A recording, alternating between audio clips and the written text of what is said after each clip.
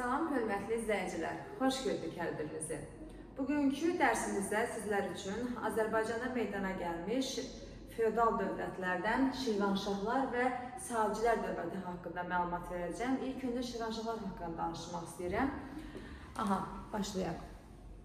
Deməli, ilk öncə Şirvanşahlar haqqında ümumiyyətlə məlumat vermək istəyirəm ki, Xürrəmlər hərəkatının baş verməsindən sonra bu hərəkat Ərəb xilafətini çox böyük dərəcədə sarsıtdı, Ərəb xilafətini daxildən məhv etdi və bu Abbasilər sülaləsinin zəifləməsinə gətirib çıxartdı. Belə zəifləmə baş verən anda Xürrəmlər hərəkatından sonra ərəblərə tabe olan digər ərazilərdə də üsyanlar baş verdi və nəticədə bir çox ərazilər Ərəb xilafətinin tərkibindən ayrılaraq öz müstəqilliyini elan etməyə başladı. Belə bir anda Azərbaycanda erkən feodal dövlətlər meydana gəlmiş oldu. Bunlar artıq feodalizm quruluşunda yaranmış dövlətlər hesab olunur ki, bunların içərisində biz Şirvanşahların, Sacilərin, Salarilərin, Rəvvadilərin, Şəddadilərin, daha sonra Şəki hakimliyi, Tiflis Müsəlman Əmirliyi, Dərbənd Əmirliyinin adlarını qeyd edə bilərik. Və 9-cu əsrdə Ərəb xilafətinin zəifləməsi eyni zamanda burada əyalət hakimlərinin mövqeyinin güclənməsi ilə bağlı idi ki, ucqar ərazilərdə olan əmirlər, hakimlər mərkəzi hakimiyyətə tabe olmaq istəmirdilər. Bundan boyun qaçırırdılar. Təbii ki, bu da ərəblərin özündə, öz ölkələrində mərkəzi hakimiyyətə qarşı çıxışların baş verməsindən gətirib çıxarırdı.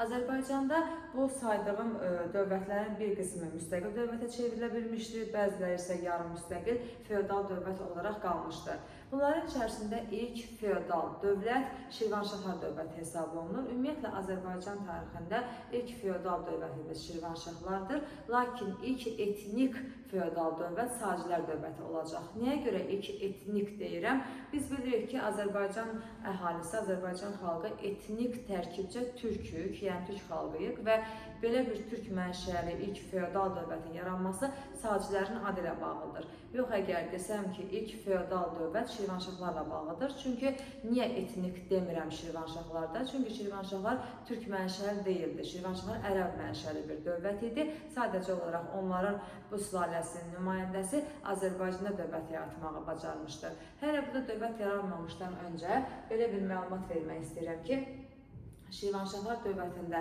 əsas rolu oynadığı ilk əvvəlki dövrlərdə Məziədilər sülaləsi. Onlar hələ dövlət yaratmamışdan öncə bu Məziədilər sülaləsinin nümayəndələri Ərəb xəlifəsi tərəfindən Şirvan ərazisinə və Azərbaycanın şimal-şərq bölgələrinə canişin qismində göndərilirdi, buraları idarə etmək üçün. Və bunların içərisində də görkəmli şəxsiyyətlərdən biri, Məziədin nümayəndəsi Yezdi bin Məziəd adlı şəxs olmuşdur ki, Yezdi bin Məziəd Arranda, yəni əvvəlki Albaniya adlanan yerdə, hansı ki, yenə vurğuluram mən, Azərbaycanın şimal-şərqi və şimal-qərbi olan ərazilər, ümumiyyətlə Azərbaycan ərazisində mərkəzi Bərdə şəhəri olan bir əmirlik yaratdı. Arranda Yezdi bin Məziəd, Məziədlər sülaləsinin nümayəndəsidir, Bərdə əmirliyini yaratdı. Və bu 8-ci əsr dövründə yaranmış Bərdə əmirliyi ərəb mənşəli bir ərazi idi, lakin tam dövlətə çevrilə bilməmişdi. Yezdi bin Məziədin oğlu Məhəmməd ibn Yezidin hakimiyyəti zamanında o Bərdə əmirliyinin mərkəzini 859-cu ildə Bərdədən Gəncəyə köçürtmüşdü və onun bu şəhəri, yəni mərkəzi Bərdədən Gəncəyə köçürməsi Məziədlər sülaləsinin nüfuzunu daha da artırmışdı. Daha sonra belə bir zaman aralığında artıq bu Məziədlər yavaş-yavaş bütün Azərbaycanda hakimiyyəti almağa çalışırdılar, müstəqil dövlət qurmağa çalışırdılar. Belə bir anda Ərəb dövlətində xəlifə olan xəlifə mütəvəkkilin ölümü nəticəsində Ərəb dövlətində böyük ixtişaşlar, qarşıdurmalar və çaxnaşmalar baş verdi. Bu çaxnaşmalardan istifadə elədi Heysam ibn Xalid. 861-ci ildə Heysam ibn Xalid adlı şəxs Şirvanşahlar dövlətini yaratdı. Bu dövlət yenə vurğuluyuram. Məziədlər dövləti də adlanırdı bəzi mənbələrdə, ərəb mənşəli bir dövlət idi. Hətta bəzi mənbələr vurğuluyur ki, Məziədlər sülaləsi sonraki zamanlarda türklərlə qaynayıb qarışaraq türkləşmişdilər. Heysam ibn Xalidin dövründə və onun varislərinin dövründə dövlət daha da möhkəmləndirildi və bəzi məhsul saxlanması üçün anbarlar tikildi və dövlətin paytaxtı ilk əvvəlki dövrdə Şirvan şəhəri olmuşdu.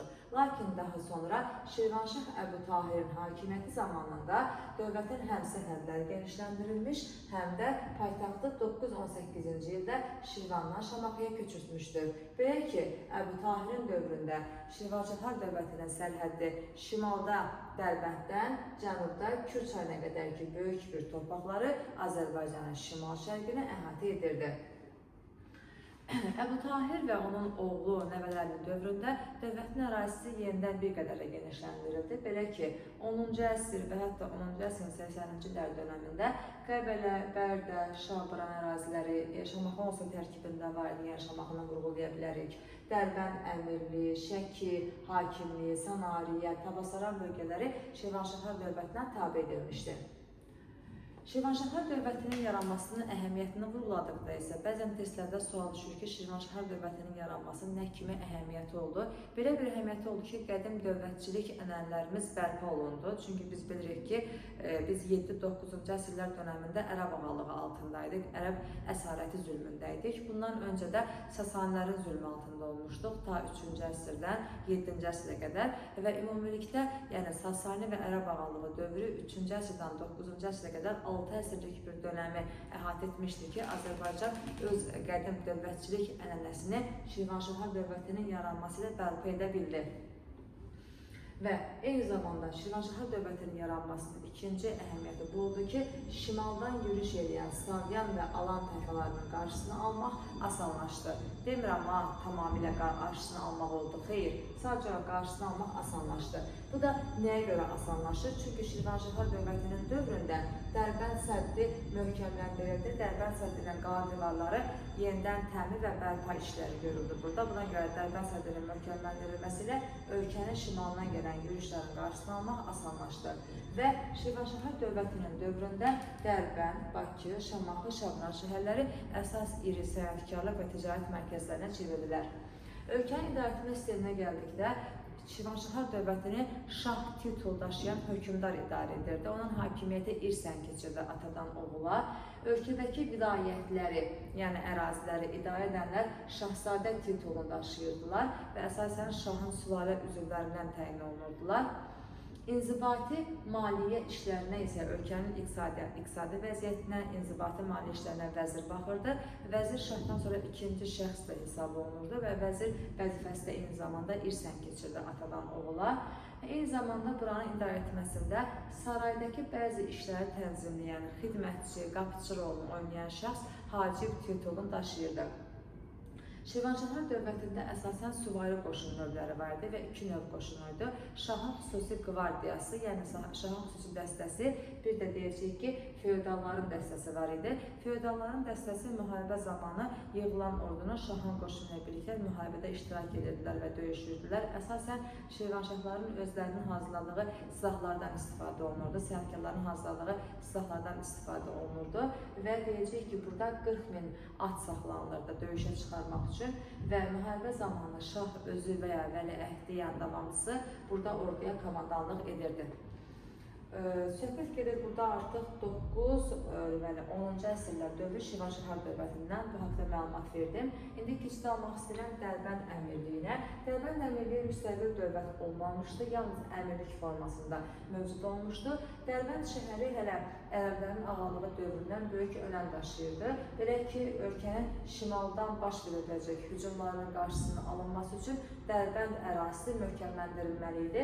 Onu ərəblər Bab-ül-Əvvab adlandırırdılar, yəni qapılar qapısı adlandırdılar. Ərəblər tərəfindən bu cür adlandırılmışdı. Əsasən buraya yerləşdirilən ərəb dəstələri, ərəb əskərləri şimaldan hücumdan qorunmaq üçün yerləşdirilmişdilər və onlar bu ərazinə əsasında Xəzərlərin və digər tayfaların yürüşündən qoruyurdular və bu qorunma məsələsi 9-cu əsrin ortasına qədər davam etdi. 869-cu ildə isə Haşim ibn Suraka adlı şəxs ərəblərin daxilindəki türklərin qiyamından, türklərin üsyanından istifadə edərək özünü müstəqil elan etdi Dərbənd ərazisində və Haşim ibn Surakanın adı ilə Haşimlər sülaləsinin əsası qoyuldu. Haşimlər sülaləsi Dərbənd əmirliyində hakimiyyətdə oldu. Burada əlavə 2 dənə tarix qeyd olunur ki, çox qısa məlumat verilir. 988-ci ildə Şirvanşahlar dövləti Dərbənd əmirliyini özünə asılı vəziyyətə saldı.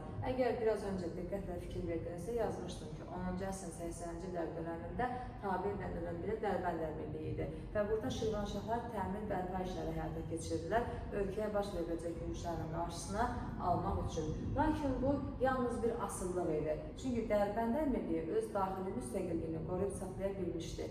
Yalnız Şirvanşahlardan asılı vəziyyətdə idarə edirdi. 1075-ci ildə isə Şirvanşah hökmdarı 1-ci Fərqüz adlı hökmdar tamamilə Dərbənd əmirliyinin varlığına son qoydu, onun ərazilərini bir torpaq olaraq öz dövlətinə birləşdirdi. Daha sonra burada Ərəb xilafətinin zəifləməsi nəticəsində meydana gəlmiş digər ərazilərdən biri Tiflis Müsəlman Əmirliyi idi. Və biz bilirik ki, Ərəblər yalnız Azərbaycana yox, eyni zamanda Gürcüstan və digər torpaqlara da öz hakimiyyətlərini yaymışdılar. Və burada Ərəblər 8-ci əsrin 30-cu illəri dönəmində mərkəzi Tiflis olan Şərqi Gürcüstan ərazisində bir əmirlik yaratdılar. Bu Tiflis Müsəlman Əmirliyi adlandı. Və bu Tiflis Müsəlman Əmirliyində olan, hakimiyyətdə olan şəxslər 9-cu əsrdən etibarən başladılar müstəqillikləri uğrunda mübarizə aparmağa. 9-cu əsrin 60-cı illər dönəmində artıq Tiflis Müsəlman Əmirliyində hakimiyyətdə olan hökmdarlar öz müstəqilliklərinə nail oldular. Ümumiyyətlə, belə bir məsələni vurğulayım ki, Tiflis Müsəlman Əmirliyində hakimiyyətdə, yəni ta yarandığı dövrdən süqut edənə qədər 3 dənə sülalə olmuşdu. Şüeybilər sülaləsi, Şeybanilər sülaləsi, bir də Cəfərlər sülaləsi.